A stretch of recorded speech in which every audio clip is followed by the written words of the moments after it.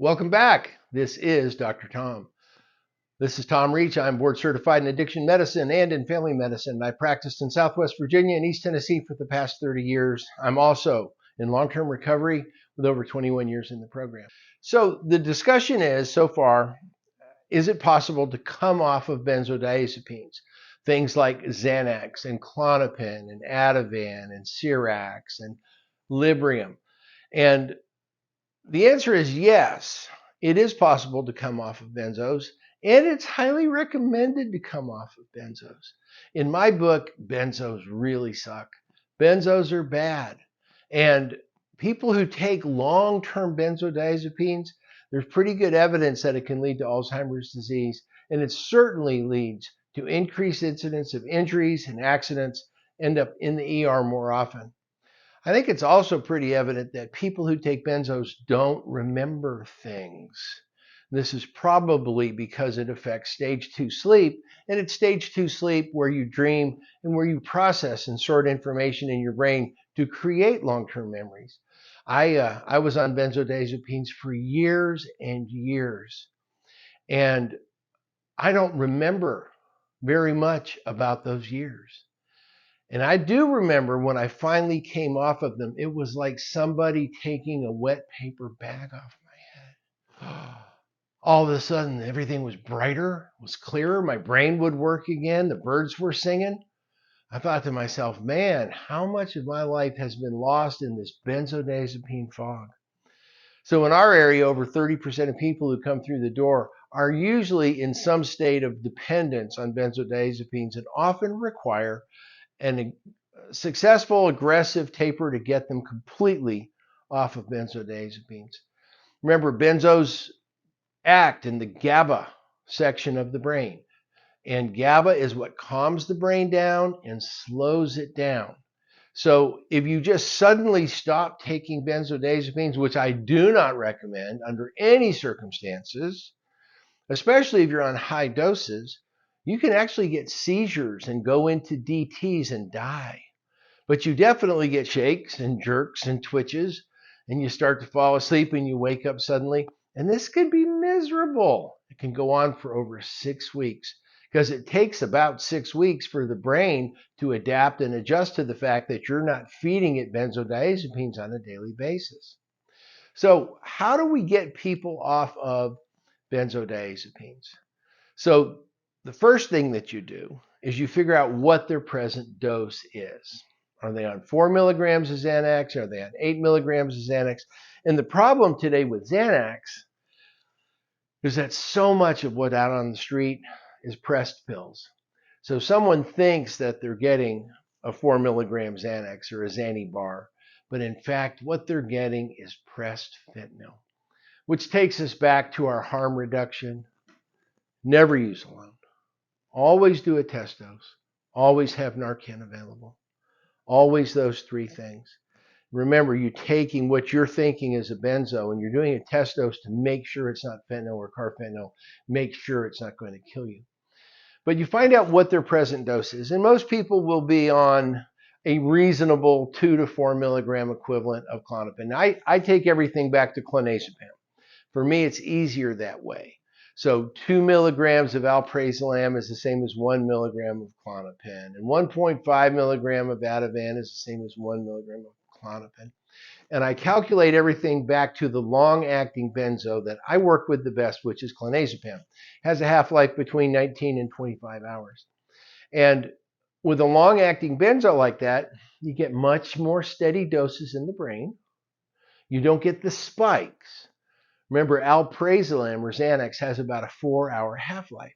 So you take it, and 4 hours later, half of it's gone, and you're craving, and you're wanting more, and you do more, and that's why Xanax is so addicting. So you take somebody from taking 8 milligrams of Xanax a day, you're going to want to start them on 3 or 4 milligrams of Klonopin a day. And once they get stable on a dose of Klonopin, then you can aggressively start to work down. Now, in my experience, anything over 2 milligrams of Klonopin is pretty much flushed down the toilet. Now, people can say they take 4 milligrams or 6 milligrams of Klonopin, but Klonopin has receptor occupancy, benzo occupancy, just like buprenorphine. So you have these Klonopin receptors in your brain, GABA receptors, you want to be particular, and along comes Mr. Clonazepam and kind of sits in here not so good, but sits in here now for 19 hours. Because it does that, 2 milligrams of Klonopin is going to fill a significant part of the benzo receptors in the brain. And taking additional benzo doesn't really help much. So this gives us a little bit of room that no matter what their dose of Klonopin is when they come in the door, if you start them on 2 milligrams, you're going to do okay. Now, that's still, in my book, a lot of Klonopin. But you got to give them enough Klonopin so that they're not craving benzos and the desire to go out and use more. And once you get them stable on any dose of clonazepam, by the way, Klonopin is clonazepam, you whittle it down to how many milligrams of Klonopin, and you get them started on 2 milligrams of Klonopin. So you get a patient, and now they're on 2 milligrams a day. And I would usually do that 0.5 milligrams. And I would say take 1 to 2 twice a day. That's how I would prescribe that. And then I would tell the patient, you never take more than 1 at a time. Even if you have to take another one 2 minutes later. The objective and the goal is to take less. Once the patient gets whittled down, and you get them down to 1 milligram a day, which is going to be 0.5 milligrams 2 times a day. Once they get down to this level, then you tell them, hey, listen, as soon as you get your Klonopin, as soon as you get your benzo, break them all in half. Because then, if you look in your bottle, you have more. And with addicts, more is better. More is always better. Too much is never enough. And I know it's a psychological trick, but any patient will tell you that it actually works. When you look in there and you see more, you're less likely to take it because you feel like you have a reserve. And then you never take more than a half of a tablet at a time. Once again, even if you take another half 5 minutes later, you never take more than a half at a time. And then you go through the process of mindfulness. And this is the hardest thing to teach the patients. You got to ask yourself, I'm taking this Klonopin to change the way I feel. True or false? Yeah, doc, that's true. I'm taking the Klonopin to change the way I feel. All right. How do you feel? What is it that you're feeling? Addicts are so terrible at describing their feelings. Google online.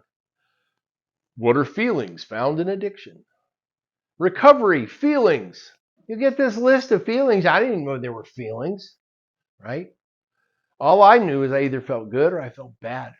If I felt bad, I had to shove a chemical in my face or arm in order to feel better, right? And recovery is about feeling ordinary, normal emotions that everybody on the planet feels without shoving a chemical in your face. So if you're going to take the Klonopin, you stop and you ask, okay, how do I feel? Am I frustrated? Am I angry? Am I feeling withdrawal? Am I jittery? Am I shaky? Do I feel like I'm going to have a panic attack? What is it I'm feeling? All right, I've identified it. Now, how do I want to feel? What am I hoping that this chemical is going to do for me? And don't forget, you're eating a chemical. Yeah, you're eating a chemical to change the way you feel. A chemical made at a chemical factory in New Jersey, right? Oh, I want the spick and span. Oh, no, I'm going to drink the hydrochloric acid. Oh, no, I'm going to take the Klonopin. Like it's something good. Oh, I'll take the Klonopin to change the way I feel. What a brilliant idea. Let's eat chemicals to change the way our brains work.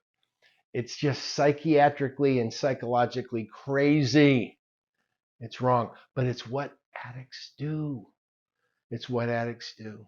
And of course, they show somebody on TV walking down the beach in the sunset picking up clams or something. Ask your doctor about Klonopin. Like it's something good. It ain't good. It's a chemical. And our goal is to stop eating chemicals to change the way we feel.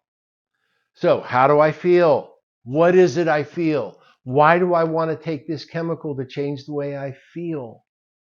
How do I want to feel? What am I hoping the chemical will do for me? And then look at it and take that half and eat a half. And then wait. A lot of times you forget about the fact that you took it. A lot of times you get busy doing other things in life. And next thing you know, it's like, man, is it time for my pill? Is it time for my Klonopin? The day's gone by. And very, very often, I can get patients to get down to just a single half of a tablet at bedtime. And once you get there, you are really, really close. And it is possible. I've tapered 1,000. I've tapered more than 1,000 people off of benzos, and most of them successfully. But it takes a lot of patience. It takes a lot of work. And not completely dissing benzos. They're useful in certain cases. They're useful in surgery when you're trying to put someone to sleep. They're useful when somebody's going to get a CT scan or an MRI and go in the donut and they got claustrophobia. You give them something to put them to sleep. It's good for that. Somebody comes into the ER with a severe panic attack and you give them some IV Ativan. Okay, there's legitimate uses for it. But this long-term, regular, heavy dosing of benzodiazepines, our population, our people have been sedated. And the doctors all know and understand now that they need to quit doing that. And the patients need to quit asking for it. And if you're addicted to benzos, you talk to your physician, you talk to your provider, and you tell them, I want to get off of these benzos. And now you've got a method to do so. Slowly, carefully. Might take 6 months to come down off of 2 milligrams of Klonopin. Might take 2 years. There's no set time frame for the appropriate taper. So you work it. It is possible. And eventually, that paper bag comes off your head. And you're looking around and you're going, man, what a life. I've had patients go, Dr. Reach, why didn't you get me off of those benzos sooner?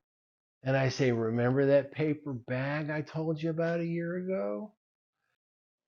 Thanks for joining us. This is Dr. Tom. If you like this content, please hit like, comment, subscribe, ring that bell, share, and check out the suggested videos if you would on the way out. Thanks again.